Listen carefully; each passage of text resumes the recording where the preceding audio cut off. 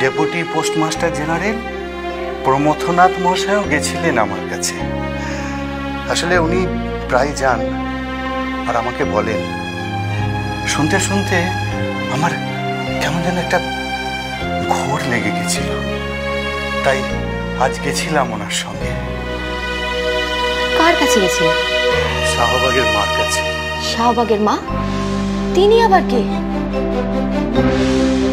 ওই যে নবাবের কেয়ারটেকার রমণী মোহন চক্রবর্তী মহাশয়ের স্ত্রী। ওরা দুজনেই আমার চাইতে বয়সে ঢের ছোট। আর শাহবাগের মা তো তোর চাইতে সামান্যই বড় হবে। তোকে কি বলবো খোকনি, প্রমথ মশাইয়ের কাছে শুনে শুনে আমি যা ভেবেছিলাম আজ গিয়ে দেখলাম তার চাইতে অনেক অনেক বেশি।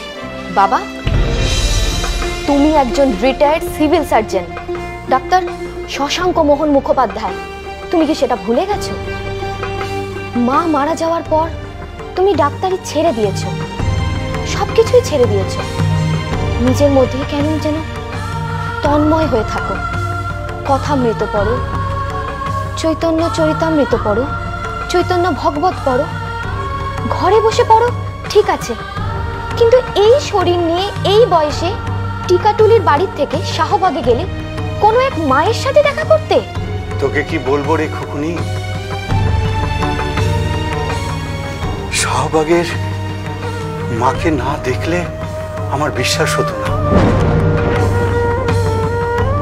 শাস্ত্রে বলে মায়ের রূপ সন্তানের বর্ণনা করতে নেই, কিন্তু দশভুজা মা, শাস্ত্রে শ্রী শ্রী চণ্ডীতে মা দশভুজার কত রকমের রূপের বর্ণনা করেছেন পুরাণকারেরা। তাদের মতো করেই বলি, 10 দিক আলো করে আছেন শাহবাগের মা। একদম সাধারণ একটা লাল পেড়ে শাড়ি, কপালে এত বড় এয়তি চিহ্ন, শাঁখা পলা, দুহাত তুলে নাচতে নাচতে যখন হরিনাম করছেন, মনে হচ্ছে যেন নবদ্বীপ চন্দ্র শ্রী গৌরাঙ্গ শ্রীকৃষ্ণের প্রেমে মাতোয়ারা হয়ে একদম একদম ভাব সাগরে মোহিত হয়ে গেছে, ভাব সাগরে ডুবে গেছে। তুমি কি বলছো? তুমি হুঁশে আছো তো? শুধু তাই নয় রে মা, শাহবাগের মা আরবিতে কোরআন পড়তে পারেন। উনি আজান দেন, আর সেই আজান শুনে নামাজ পড়ে মুসলমানেরা। অসম্ভব, অসম্ভব। তুমি তুমি নিশ্চয়ই কোনো গুজবে কান দিয়েছো। ব্রাহ্মণী হয়ে আজান পড়েন?